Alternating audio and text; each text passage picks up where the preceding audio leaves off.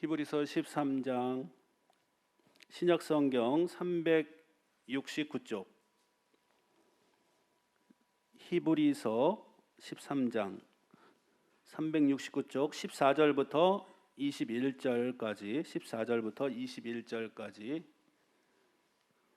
우리 한 목소리로 읽겠습니다. 4절부터 시작. 우리가 여기에는 영구한 도성이 없으므로 장차 올 것을 찾나니 그러므로 우리는 예수로 말미암아 항상 찬송의 제사를 하나님께 드리자. 이는 그 이름을 증언하는 입술의 열매니라. 오직 선을 행함과 서로 나누어 주기를 잊지 말라.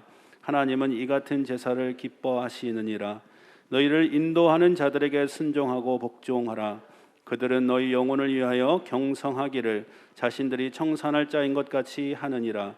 그들로 하여금 즐거움으로 이것을 하게 하고 근심으로 하게 하지 말라. 그렇지 않으면 너에게 유익이 없느니라. 우리를 위하여 기도하라.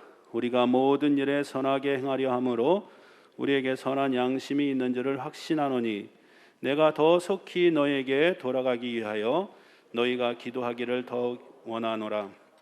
양들의 큰 목자이신 우리 주 예수를 영원한 언약의 피로 죽은 자 가운데서 이끌어내신 평강의 하나님이 모든 선한 일에 너희를 온전하게 하사 자기 뜻을 행하게 하시고 그 앞에 즐거운 것을 예수 그리스도로 말미암아 우리 가운데서 이루시기를 원하노라. 영광이 그에게 세세무궁토록 있을지어다. 아멘. 할렐루야. 선한 능력으로 사는 성도 그리스도인 이라는 제목으로 말씀을 잠깐 나누면서 라오스 사역을 잠깐 보고 하겠습니다. 저는 우리 인천지방에서 2009년도에 파송되어서 지금 라오스에서 사역을 12년 동안 하고 있습니다. 우리 산성 침례교회에서도 저희를 위해서, 저희 가정을 위해서, 또 라오스를 위해서 중보해 주시고 또 귀한 생명과 같은 물질을 보내주셔서 그 물질을 통해서 또 기도를 통해서 라오스의 하나님 나라가 한 단계 한 단계 완성되어 가고 있는 것을 경험하고 있습니다. 너무 감사를 드리고요. 라오스를 소개 잠깐 하고 2년 전에 제가 와서 말씀드렸지만 라오스는 인도 차이나 반도에 있고요. 북쪽에는 중국하고 붙어 있어요. 그리고 미얀마, 우리 미얀마 사태 뉴스에 나와서 잘 알고 계시는 미얀마가 위쪽에 붙어 있고요. 또 서쪽에는 태국이 있습니다. 메콩강으로 이렇게 둘러싸여서 다리 하나만 건너면 태국이에요. 그리고 동쪽, 해가 뜨는 동쪽에는 베트남이 있고 남쪽으로는 캄보디아가 있습니다. 라오스는 불교 국가입니다. 인도 차이나 모든 국가들이 거의 불교 국가죠. 97% 이상이 예수님을 모르는 불교도로 그렇게 우상 숭배에 빠져서 살고 있고요. 나머지 또 종교인들은 조상 숭배, 그러니까 조상의 신당을 만들어 놓고 집안에 들어가면 신당이 다 있어요. 그 신당을 만들어 놓고 거기다 매일 아침 불공을 드리면서 또 시주를 하면서 조상 앞에 축복해달라고 절하는 그러한 조상 숭배의 또 풍습이 있는 그런 나라이기도 합니다. 정치적으로는 사회주의 국가, 공산 국가입니다. 유일하게 이 땅에 베트남, 중국과 더불어서 라오스는 공산 국가로 남아 있죠. 1975년 베트남 전쟁 이후 베트남과 함께 라오스도 공산 국가로 이렇게 정치 체제를 전환시킨 그런 나라이기도 합니다. 저희는 2009년도에 파송되어서 지금까지 정말 하나님의 은혜 가운데 이렇게 잘 살고 있습니다. 선교는 즐겁고 행복한 일입니다. 할렐루야. 저는 보냄을 받은 선교사로 라오스 땅에서 정말 하나님의 이 복음의 사명 감당하면서 즐겁고 행복하게 잘 살고 있고요. 또 여러분들은 이 땅에서 보내는 선교사로, 그렇죠? 선교사들을 파송하고 그들이 그 땅에서, 땅 끝에서 하나님의 복음을 잘 전파하도록 말씀과 기도와 또 물질로 지원해서, 그렇죠?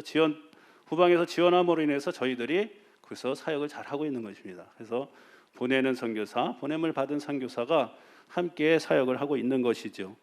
저희가 사는 지역은 사바나켓 주입니다. 사바나켓. 수도 비엔틴에서 남쪽으로 450km 떨어진 차를 운전하면 길이 하나밖에 없어요. 남과 북을 이렇게 관통하는 길이 하나밖에 없는데 그 길 450km, 그러니까 10시간 정도 운전해서 올라가야 수도에 갈 수 있어요. 수도는 BNTN이죠. 수도에는 선교사님들이 한 200여 명이 살고 계세요. 한인 선교사만. 그리고 저희가 같이 지방에서 사역하시는 분들은 별로 없습니다. 저희가 사는 지역이 라오스에서 두 번째로 큰 도시거든요. 한 인구가 한 110만 명 정도 되는데 제일 큰 도시 비엔티엔 다음에 큰 도시로. 하지만 우리가 사는 지역에 선교사님, 한인 선교사님은 5가정이 있어요. 5가정이 어떤 분은 태권도 사역으로 오셔서, 또 어떤 분은 음악의 달란트를 가지고 또 음악을 통해서 또 복음을 전하는 그런 사역들을 하시고, 또 유치원을 하셔서 유치원을 통해서 사역하시는 선교사님도 계십니다. 저희는 부술 센터라고 영어와 한국어를 가르치는 학원을 라오스 교육부에 정식으로 등록을 받아서 그곳에서 비자를 받고, 또 워크퍼밋, 일할 수 있는 비자를 받아서 불법 체류자가 아니라, 불법 노동자가 아니라 정식으로 정부에서 인정한 비자를 가지고 그곳에서 학생들을 가르치는 그런 사역을 하고 있습니다. 학원이기 때문에 학비를 받아요. 매월 우리는 3개월, 한 텀이 3개월인 3개월 만에 한 2만 원 정도의, 우리나라 돈으로 2만 원 정도의 학비를 받고 있습니다. 학비를 받지 않고 그냥 봉사하면 또 그것도 불법이에요. 이 사회주의 국가에서는 공짜로 또 하는 것도 또 불법으로 또 간주합니다. 그래서 최소한의 금액을 받아서 학생들이 와서 영어와 한국어를 배울 수 있도록 그렇게 학원 사역을 하고 있습니다. 학원 사역을 통해서 하나님의 복음이 흘러가는 접촉점을 잡는 것이죠. 이 사회주의 국가이기 때문에 복음을 전하는 것은 불법입니다. 이 공산국가가 다 그렇지만 직접 전도가 불법으로 되어 있어요. 종교의 자유는 겉으로는 허용하고 있지만 현지인들조차 현지인에게 예수님을 증거하면 그것이 불법이 되는 거예요. 더군다나 우리 같이 외국인이 예수의 복음을 전하는 것은 바로 24시간에 발각이 되면 추방당하고 또 벌금을 내고, 이러한 상황 가운데 라오스는 있습니다. 오늘 성경에 보면 14절을 통해서 주님께서 우리에게 말씀하시는 것이, 이 땅에 우리가 영구한 도성이 없다, 우리가 장차 올 것을 찾고 있다, 이렇게 말씀하고 있어요. 할렐루야. 우리는 이 땅에 소망이 없습니다. 우리는 하늘의 소망을 두고 살아가는 사람들인 것을 믿으시기 바랍니다. 그리스도의 사람들, 그리스도인, 성도라는 것은 하늘나라의 꿈을 꾸며 사는 것이죠. 이 땅에 우리가 적을 두고 살지만 하루하루의 삶이 하나님의 뜻을 이루고 하나님의 영광을 선포하는 그런 그리스도의 제자로의 삶을 살고 있는 줄 믿습니다.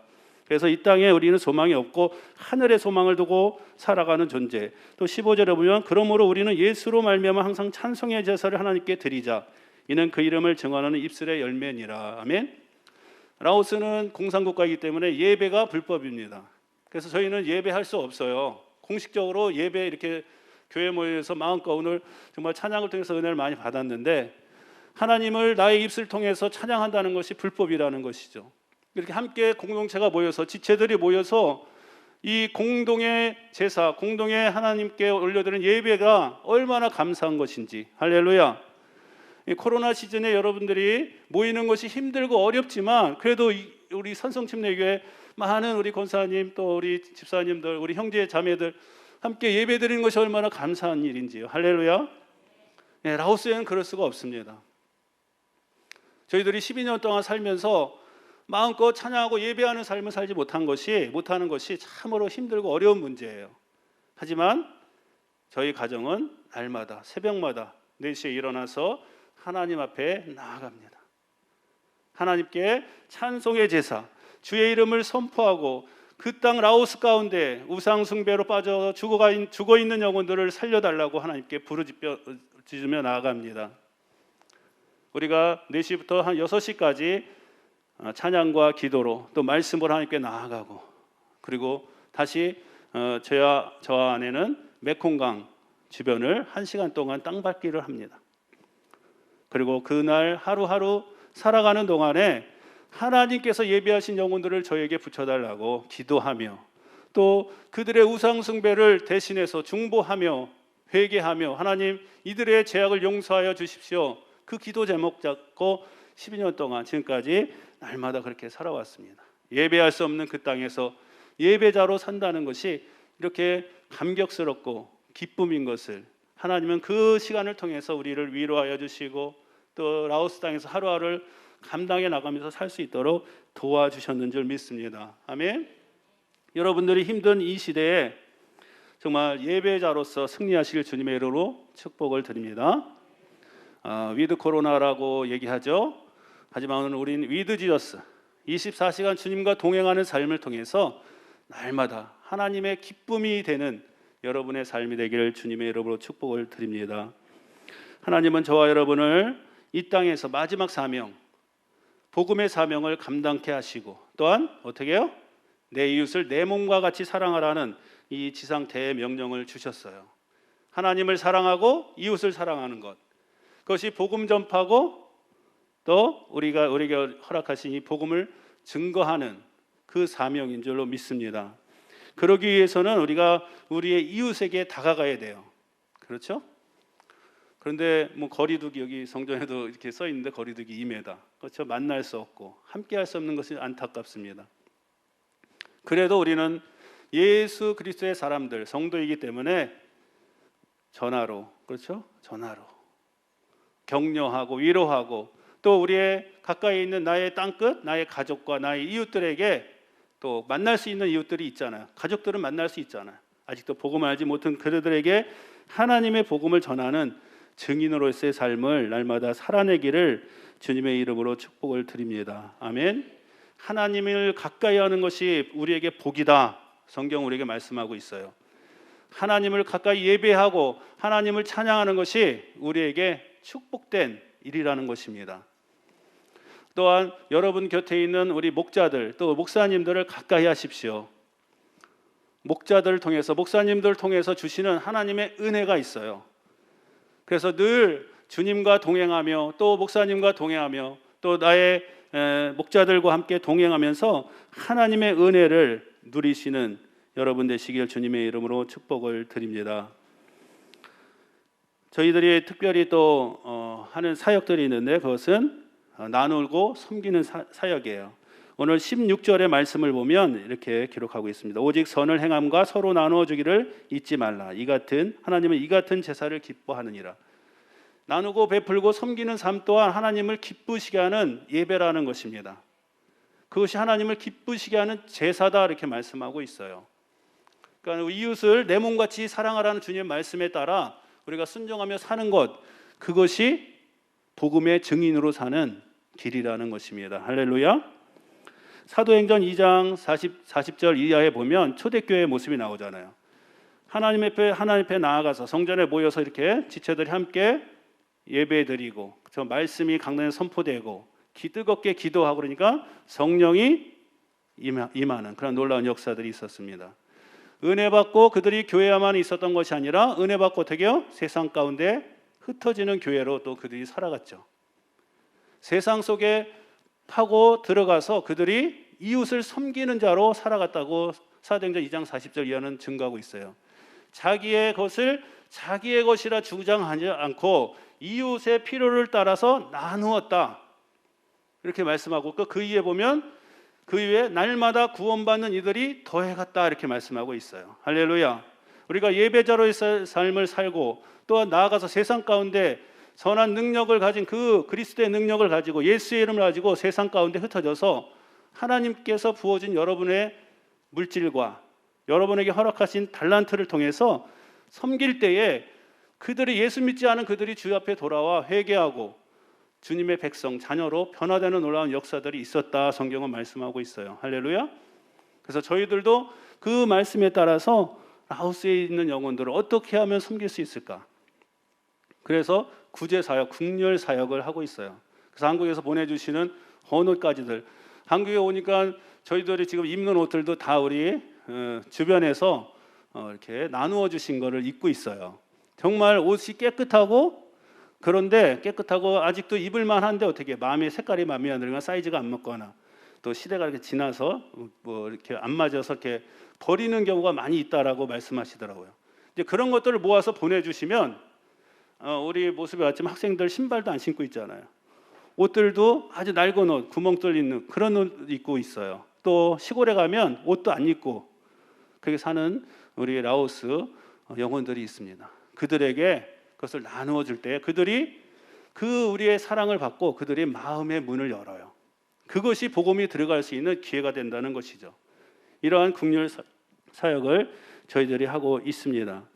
또한 오늘 본문에 우리 영상에 봤듯이 살라완 교회 같은 경우는 우리가 사는 지역에서 한 300km 떨어진 남쪽 지방이에요. 살라완 주. 저희는 사바나케 주고 우리가 여기서 한 300km 가면 살라완 주인데 그곳에 있는 가정교회, 그러니까 지하교회를 방문했는데 그곳에 예수 믿는 사람들이 한 100여 명 모여서 산다는 그런 소식을 들었어요. 그리고 공산당의 그 핍박 가운데서 믿음을 지키고 사는. 그런데 남자들은 다 죽고 여자들만 있대요. 그래서 왜 그러냐 물어봤더니 홍수 때문에 이제 지금 중국에서 지금 댐을 많이 건설하고 있거든요. 그러니까 메콩강 줄기 위에 댐을 많이 건설해서 수력 발전을 하고 있어요. 그런데 중국에 홍수가 나면 그것을 문을 확 열면 어떻게 남쪽에 있는 우리 라오스 같은 나라, 캄보디아 같은 나라가 순식간에 잠겨버리는 거예요. 그래서 그때 홍수 때문에 남자들은 들에 나갔다가 죽은 그런 가정들이 많이 있다는 것이죠. 그래서 그들이 슬픔과 상실 가운데 살아가고 있는데 복음이 그 가운데 들어간 거예요. 그래서 복음이 들어가서 그 복음 가운데 그들이 소망을 얻고 정말 예수 믿는 하늘의 그 천국의 그 꿈을 가지고 그들이 모여서 예배드리기 시작했어요. 그런데 예수 믿으면 어떤 핍박이 있냐면 그 마을에서 쫓아내버려요. 마을에서 쫓아내버리고 예수 믿으면 공무원이 될 수 없어요. 사회에 공식적인 직업을 가질 수가 없어요. 그리고 예수 믿으면 학생들 같은 경우는 학교를 더 이상 갈 수가 없는 그런 핍박들이 있어요. 그러니까 마을에 쫓겨나서 그들이 모여서 예배드리고 있는데 여자들만 있고 아이들만 있으니까 어때요? 사는 것이 정말 라오스 현지인들도 정말 가난하고 못 입고 못 먹고 사는데 이 예수 믿는 우리 형제 자매들은 더 힘든 거예요. 그래서 그들을 도와달라는 소식이 와서 저희가 300km를 정말 물 건너 산 건너 강 건너 가서 그들의 필요를 채워주는 그런 사역들을 하고 있습니다. 그래서 예배드리는 집에 구멍이 나서 비가 새고 그런데 우리 양철 지붕 한 30만 원, 40만 원이면 이렇게 지붕을 이렇게 개량해 줄 수 있는데 그래서 예배드릴 수 있도록 그리고 그들이 한 3, 40명 모여서 예배드리는데 지금 라오스는 지금 낮의 기온이 지금도 한 30도 되거든요.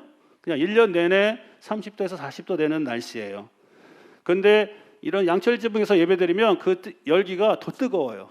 근데 선풍기도 없대요. 그래서 선풍기 가지고 그리고 가서 또 아이들에게 줄 간식들과 헌옷까지 가져가서 그들을 섬기는 그런 사역들을 저희가 하고 있습니다. 사방에서 그런 요구가 들어와요. 산족과 또 소수 종족들 그리고 이 지하교회에서 신앙생활하는 그런 사람들에게 요구가 들어옵니다. 선교사님 와서 도와주십시오. 그러니까 선교사는 사실은 우리가 말을 안 했는데도 우리가 나누고 베풀고 섬기는 삶을 살다 보니까 그렇게 알고 있는 거야. 저분이 바로 선교사다. 저 사람이 우리를 도와주러 왔다. 그래서 저희들이 그러한 요청이 들어오면 우리 신실한 제자들 통해서 검증하고 그래서 찾아가서 그렇게 돕고 섬기는 그런 사역들을 하고 있습니다. 그리고 또 우리가 우리 한국에 들어오기 전에 부르족 종족, 소수 종족 교회를 건축하게 되었어요. 라오스에도 지금은 한 1,500명 정도 하루 확진자들이 나옵니다. 확진자가 나오면 공안들이 이 마을의 입구를 다 바리케이트 쳐가지고 막아버려요. 왕래를 못하도록. 우리가 매스컴에서 봤듯이 중국이나 뭐 베트남이나 그렇잖아요. 근데 라오스도 똑같아요. 입구를 다 막아서 경찰들과 공안들이 지킵니다. 통행 못하도록. 근데 이제 그렇게 하다 보니까 이제 주민들의 반발이 심해져서 이제는 어떻게 하냐면 그 나온 집의 대문에 나무를 빗장을 걸어버려요. 그리고 그 앞에 2명의 공안들이 밖에 외출 못하도록 그 집을 아주 봉쇄해 버려요. 그렇게 해서 코로나를 잠재우려고 하지만 뭐 이런 병원에 시설도 없고 그러다 보니까 계속 번져나가고 있는데 그 상황 가운데서 건축을 한다는 것이 참 힘들고 어렵잖아요. 그런데 하나님께서 이 코로나 시즌에 건축을 이루셨어요. 어떻게 하셨냐면 코로나가 터지니까 건축이나 모든 게 다 이제 스톱이 돼 버렸잖아요. 근데 이 부르족 교회는 부르족이 사는 그 지역은 우리가 사는 시내에서 한 8km 떨어진 습지거든요. 그러니까 사람들이 베트남 국경에서 살다가 예수 믿는 것 때문에 쫓겨 와서 모여서 한 150명이 이렇게 마을 형성해서 살고 있는데 정부에서 얘네 예수 믿는 사람이니까 저 외곽 쪽에 이렇게 좀 물 흐르고 막 사람 살 수 없는 그런 데 가서 살라고 이렇게 지역을 정해줬어요. 그래서 거기서 살고 있는 그들에게 우리가 교회를 지어주기로 이제 한국에서 우리 인천 지방에 있는 교회들이 협력해서 지어주는 그런 사역들을 시작했는데 코로나 시즌에 힘들지만 모든 것이 멈춰버려서 이 건축자재나 이런 것들이 많이 남아도는 거예요. 그러니까 그런 상황을 통해서 하나님이 하나하나 이루어 가시는 거예요. 근데 교회를 짓는 것은 불법이잖아요. 예수 믿는 것 전하기만 해도 불법인데 우리 교회 짓는 것조차 하나님께서 원하시는 일이기 때문에 우리 순종함으로 나아갔더니 공안들이 발병한 그 지역에 지키고 이쪽으로 빼다 보니까 이쪽 습지에 있는 쪽 니들이야 뭐 그러면서 아예 상관을 안 하는 거예요. 그러니까 그쪽에 자재가 들어가고 건축 자재가 들어가고 차츰차츰 하루하루 건물이 교회의 모습들이 이렇게 세워져가는 그런 역사를 하나님께서 이루셨습니다. 코로나 시즌에 참 힘든 상황이고 환경인 것 같지만 하나님은 이 상황에도 하나님의 일들을 쉬지 않으시고 중단하지 않으시고 이루시는 것들을 경험하게 되었습니다. 우리가 먼저 너희는 그의 나라와 그의 의를 구하라 그리하면 너에게 이 모든 것을 더해 주신다 말씀하셨잖아요. 하나님의 그 약속이 우리가 하나님 앞에 무릎 꿇고 기도하며 나아갈 때마다 하나님의 뜻이면 하나님이 길을 내어주시고 또 어려운 일 힘든 일 있으면 피할 길을 내시고 또 돕는 자들을 붙여주셔서 모든 것들을 합력해서 하나님의 일들을 이루신다는 것을 우리는 기억하길 원합니다. 할렐루야. 그래서 나누고 베풀고 섬기는 삶을 통해서 힘든 이 시대 가운데 예수 그리스도의 증인으로 성도의 삶으로 날마다 승리해 나가실 부탁을 드립니다. 오늘 인사한 제자들 다 한국의 이름 뭐 지연이나 나비 이런 이름이 있는데 자기들의 나라의 라오스의 그 본명이 있어요. 근데 저는 너무 이름이 길어서 기억을 못하고 제가 저렇게 이름을 지었고 자기들이 이름을 진 친구도 있습니다. 저희들의 12년 동안의 열매예요. 정말 복음을 전할 수 없는 그 땅에서 저희는 정말 죽으면 죽으리라 쫓겨나면 쫓겨난다는 그러한 각오로 우리 한국어를 배우러 온 그들을 접촉을 해서 어느 정도 관계가 형성되면 예수 그리스도를 복음을 전해서 영접하게 된 그런 제자들이에요. 그래서 어느 정도 이제 한국어를 잘 하고 또 우리 제자로서의 그런 삶을 이제 살아갈 수 있는 그런 준비가 된 친구들입니다. 지속적인 그러한 중보와 기도를 부탁을 드립니다. 이제 저들에게 우리는 장학금을 지금 지원하고 있어요. 라오스 대학교 1년 학비가 한 20만 원 정도예요. 1년 학기.